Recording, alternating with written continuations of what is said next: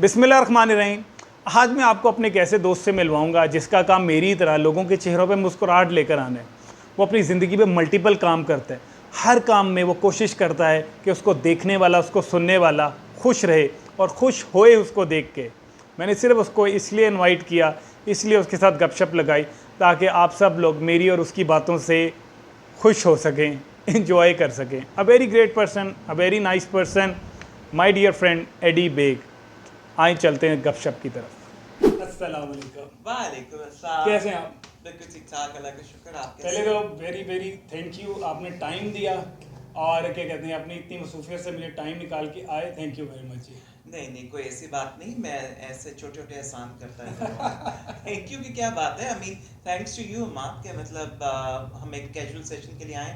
अच्छी बात है क्योंकि आजकल क्या है कि लाइफ इज टू शॉर्ट या और हमें आई थिंक ज़्यादा से ज़्यादा टाइम बिताना चाहिए अच्छे फ्रेंड्स के साथ, एटलीस्ट जिनके साथ अच्छी मेमोरीज हो। या पास्ट में बड़ा अच्छा टाइम गुजरा, हमारी पुरानी ऑर्गेनाइजेशन के बड़ा अच्छा ज़बरदस्त टाइम गुजरा। मेरी और आपकी नेटवर्किंग शायद वहाँ पर ही स्टार्ट हुई थी।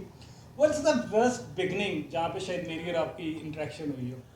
फर्स्ट बिगनिंग, हाँ फर्स्ट बिगनिंग थी तो जब मुझे आपका नाम सिर्फ मालूम था कि अम्माद मुश्ताक है और आप कुछ नंबर्स को डील किया करते थे और उसके अलावा मुझे कुछ भी नहीं पता था। फिर मैं आई थिंक एक दफ़ा आपके ऑफिस आया था तो फिर एक कैबिन के अंदर साहब बैठे हुए थे कि जिनका बस नहीं चल रहा था कि वो खा जाएं, तो वो जब मैंने कहा कि पता ये अम्माद मुश्ताक साहब है, मैंने कहा ओके और अब ये अम्माद मुश्ताक साहब अब है। इतने डरे भी क्यों लग रहे? इजी होके बैठे। This is a very normal session, आप इजी होके बैठे, आपका इंटरव्यू नहीं चल रहा। अच्छा, और सुनाए क्या चल रहा है आजकल? कुछ भी नहीं, डरने की बात है बता से तो वाकई में थप्पड़ से नहीं प्यार से डर लगता है। एक्चुअली मैं सोच रहा था कि मैं किस तरह से बैठूं जब मोटा ना लगूं, लेकिन मैं हर जगह से मोटा लग रहा हूं, सो इट्स फाइन, कोई बात नहीं। मैं एक्चुअली चाय का कप अपना आराम से एंजॉय करना चाहता एंड जी। आई बिलीव कि you have started a gym session as well, वो भी चीज़ें चल रही है। I have recently started and bounced back again after I think a delay or Kero lapse of around a month and a half because of my routine. I didn't even have Saturdays and Sundays off and I'd been working like crazy. But ये एक सिर्फ lame excuse होती है, इसका मतलब ये नहीं है बिल्कुल भी कि आप टाइम निकाल ही सकते हैं। आपको आप जब भी चाहें टाइम आप अर्ली मॉर्निंग कर लें, लेकिन ट्रू ट्रू। बेसिकली बात सिर्फ ये थी कि थोड़ी सी अपनी मेरी सुस्ती कह लीजिए कि मैं इस चीज़ को नहीं सके, लेकिन now I have scene it's time now. तो मुझे मैं अगर अपनी बात करूं, मैं अपने बच्चों को स्कूल छोड़ के आई गो टू द ग्राउंड, मैं वहाँ पे रनिंग करता हूँ, मेडिटेशन करता हूँ, सुकून से बैठता हूँ, इंजॉय करता हूँ और उसके बाद शायद थोड़ा हल्का फील करता हूँ। और सुनाए क्या हो रहा है आजकल? House your job going? और उसके साथ साथ क्या what's going on? How is my job going और उसके साथ क्या हो रहा है? उसके साथ ये हो रहा है जी कि डेफिनेटली एक तो थोड़ा सा अपना स्केड्यूल चेंज किया है। मतलब स्केड्यूल चेंज करने का मतलब है कि इतनी एक रिस्ट्रिक्टेड सी रूटीन के अंदर अपने आप को टाइम देना शुरू किया है।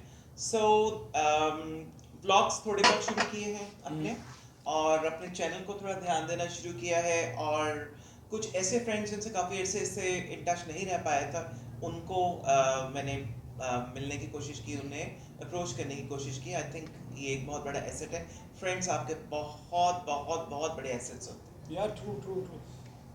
बहुत बड़ा सर्कल होता है फ्रेंड्स का, लेकिन बहुत लिमिटेड ऐसे दोस्त रह जाते हैं जो शायद टफ टाइम में आपका साथ दे रहे होते हैं। बिल्कुल बिल्कुल। मैं अगर आपको एक छोटी सी मिसाल दूं, व्हेन आई मूव और गो इन एनी बैड टाइम, तो फिर कुछ ऐसे चंद दोस्त हैं जो हाथ पकड़ लेते हैं और फिर जब अच्छा मशवरा दे देते हैं तो उससे ज़िंदगी बड़ी आसान हो जाती है।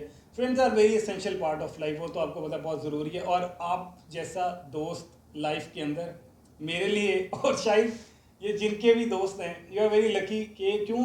क्योंकि आप लोगों के चेहरों पे वैसी मुस्कुराहट ले जाते हैं। The way you greet people is amazing. और बताएं कोई अच्छी चीज़ या कोई बैड टाइम्स इन लाइफ? अच्छी चीज़ बताऊँ पहले bad times allowed, but I think बुरे वक्त को याद नहीं करना चाहिए क्योंकि हर अच्छे वक्त के बाद बुरा वक्त आता है कहा जाता है, और उसके बाद फिर अच्छा वक्त आता है। मुश्किल के बाद आसानी। बिल्कुल, मुश्किल के बाद आसानी, ये तो हमारा मानना है। तो उसमें ये होता है, हाँ एक चीज़ होती है कि उसको हम टफ टाइम जब कहते हैं तो वो आपके, चाहे वो लोग हों, चाहे आपके फ्रेंड्स हों, चाहे आपके जानने वाले हों, चाहे कुछ भी हो, लेकिन वो आपको कोई ना कोई लेसन ज़रूर दे या दे देते हैं, सबक। और बस उस लेसन से आप कुछ सीखें, कोशिश करें कि वो रिपीट ना हो गलती, तो आई थिंक फिर चीज़ें इवेंचुअली चलने लग जाती हैं। और कोई बैड टाइम ऐसा वाकया जो आपको याद हो? वाकया तो बहुत ज़्यादा है, लेकिन इस वक्त तो हम एक खुशी की महफिल में हैं, तो अच्छी अच्छी बातें करते हैं। बहरहाल जो आई थिंक गुजर गया, eventually you have to move on. हम खैर एक होगी, life is to move on. तो मूव ऑन करने की, चलो हम 100% तो नहीं मूव ऑन कर सकते, लेकिन हाँ, हम कोशिश ज़रूर कर सकते हैं कि 40 to 50% मूव ऑन कर जाए उसी से। आगे बढ़ेंगे तो तभी फिर हमारे सामने नई एवेन्यूज खुलेंगी। कोई अच्छी पास्ट मेमोरीज मेरी आपकी, कोई आप अगर शेयर करें? मैं अगर करूं तो आपको शायद याद होगा कि हमारी पास्ट कंपनी के 10 इयर्स हुए थे, and I met you in expo centre and you are holding something in your hand, और आई केम टू यू और आपने कहा कि यार अगर आप बात सुनो रहो, मैंने गॉट इट कि आपने माइक पकड़ा हुआ है, and it was a very tough time कि माइक के सामने खड़े होकर इतनी ऑडियंस के साथ बोलना, एंड वो भी मैंने आपसे सीखा है, लेकिन it was a very good time. वो शायद फर्स्ट इंटरेक्शन था हमारा। फर्स्ट इंट्रोडक्शन, बाकी holding something in my hand वो माइक की बात है। अच्छा, तो हाँ, इट वाज फर्स्ट इंट्रोडक्शन। और एक्चुअली उस प्रीवियस कंपनी के अंदर मजेदार बात ये थी कि मैं ये पार्ट एंजॉय किया करता था, because like obviously hosting, acting and you know public dealing, that was my forte. Fortunately एक चीज़ थी, तो मैं काफ़ी ज़्यादा उसके अंदर एक्टिवली पार्टिसिपेट किया करता था, और इस कंपनी को तकरीबन मैंने को करोड़ 2 करोड़ रुपए तो बचा के दिए होंगे इस वजह से कि उनको एंकर्स भी लेने पड़ते थे। ऐसे ही ऐसे ही। वो क्या कहते हैं, आपने एक्टिंग की बात की, you are very good actor. मैं एक्चुअली आपकी बर्थडे के ऊपर ना आपके वॉल के ऊपर काफ़ी चीज़ देख रहा था। Many people have rated you, अल्हम्दुलिल्लाह you are very good actor as well. अगर आप मेरे अपने साथ भी एक बंदे को देखें, I have been doing a very good acting as well. तो खैर बड़ा आपसे जूनियर होऊंगा, लेकिन आई एंजॉय एक्टिंग। एक्टिंग का बड़ा मज़ा आता है और इंसान बड़ा सीखता है, और ऑफ द कैमरा और मज़ा आता है, ऑन द कैमरा चीज़ें और होती हैं। तो this is very different thing in life, जो आप कैमरे पे देख रहे होते हैं और जब आप बैक स्टेज कर रहे होते हैं, वही मैंने अपनी पास्ट कंपनी पे जितने अवे डेज आते थे उधर बड़ी एक्टिंग किया है, and I have enjoyed a lot. You have seen some of his clips, और वो वाकई में बड़े मजेदार और बड़े बबली किस्म के थे। वो लग ही नहीं रहा था other side of the picture. जैसे अभी इस वक्त भी हम एक एक्टिंग कर रहे हैं कि सामने पैटीज पड़ी है, मैं खाने की इजाजत नहीं है, सिर्फ रखने के लिए। अच्छा, हाँ। और सुनाए, सब अच्छा है, सब बेहतर है? अल्लाह का शुक्र, सब ठीक ठाक है। इससे आप मुझे ये बताएं कि आप आजकल क्या कर रहे हैं, and because like I have seen some of your videos, and they are very you know very much interesting and very different, कि उसमें आपने एक पॉजिटिव वाइब डाली होती है, और आपका एक पॉजिटिव मैसेज होता है उन लोगों के लिए कि जो आजकल के दौर में काफी ज्यादा डाउन हम भी हैं, डाउन हम लोग भी होते हैं, और ये फेज हर एक की बनाती, कभी को हेल्थ इशू आ जाता है, कभी वेदर चैलेंजेस हो जाते हैं, कभी so many things going on, but then how we need to put up with that, ये आई थिंक ये you doing a great job in that. Thank you ji, thank you. थोड़ा सा मैं बता दूं, मैंने एक चैनल अपना स्टार्ट किया, blissful life by Amad Chaudhary.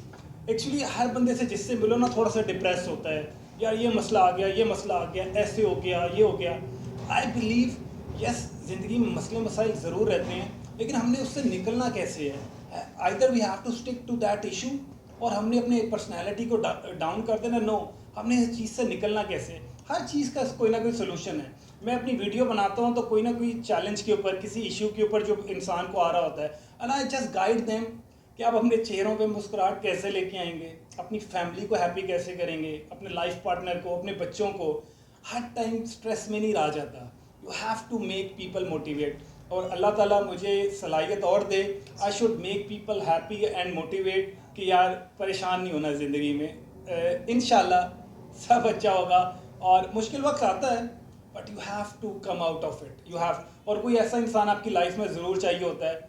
मेरी फैमिली के लिए मैं बड़ा अहमियत रखता हूँ, मेरे फ्रेंड्स के लिए, मेरे इस फ्रेंड के लिए, कि मैं कोई ऐसी बात कह दूँ जिससे चेहरों में मुस्कुराहट आ जाए। और एक नाम मैं और लूँगा, स्पेशली मेरे भांजे का, he lives in Islamabad, Bilal Samad. वो मुझे बड़ा मोटिवेट करता है कि मामू मैं आपकी बातों से बड़ा मोटिवेट होता हूँ, और स्पेशली वो मेरे चैनल की ना जितनी मार्केटिंग और जितनी एडिटिंग होती है ना वो देखता है, वो ना एक चीज़ में जान डाल देता है। And I am very happy कि जो यंग बच्चे हैं they have learned a lot of skills, माशाल्लाह माशाल्लाह। शायद हम अपनी लाइफ में इतने इंटेलेक्चुअल स्टार्ट में नहीं थे, लेकिन अब सबके लिए यही एक मैसेज भी है, लर्न सम स्किल जो कि आपको इंशाल्लाह फ्यूचर में हेल्प आउट करे। एग्जैक्टली बिल्कुल, मैं आई सेकंड अमाप के आपका स्किल सेट जो है वो बहुत ज़रूरी है, चाहे आप कुछ भी करते हो। मतलब काम आप 9 to 6 जॉब कर रहे हैं, 9 to 9 जॉब कर रहे हैं, that's fine, you doing for your earning and you getting a running income. Yeah. But then again what are you doing for your own self? आपके हाथ में कुछ भी एक स्किल सेट होना बहुत ज़रूरी है। उस पे ये कि एटलीस्ट आपको अपने आप को जानना ज़रूरी है कि आप एक्चुअली चाहते हैं क्या लाइफ से। Do you want this 9 to 6 and you want to earn money and run around and take customers calls and then attend and achieve targets and everything? For God's sake, life doesn't stop. उसके बाद बाहर जाके life रुकती नहीं, जितना वक्त है वो हमने गुजार के जाना ही होता है। तो कम से कम एटलीस्ट एक उसको थोड़ा सा आप बाइफरकेट कर ले एक क्वालिटी टाइम के लिए, और अपने आप से पूछे कि आप लोग चाहते क्या। अच्छा बाय द वे इमाम, मेरा आपसे एक सवाल था। जी जी। क्या तुम बचपन में कभी दरख्त पे चढ़े हो? दरख्त पे तो नहीं चढ़ा, बाइक पे चढ़ो और साइकिल पे, हाँ। या ये एक सवाल इस तरह का था, ये काफ़ी मशहूर शो था, उसके अंदर से मैंने वो लिया था क्योंकि वहाँ पे अक्सर इस तरह के सवाल आते होते रहते हैं। और उसमें शायद अगर आप जिस शो की बात करें, अगर मैं वहाँ तक पहुँच चुका हूँ तो शायद उनका पहले स्टांस यूँ रखना होता है, शायद यूँ रखना होता है। ओहो, तुम्हें तो बहुत तकलीफ हुई।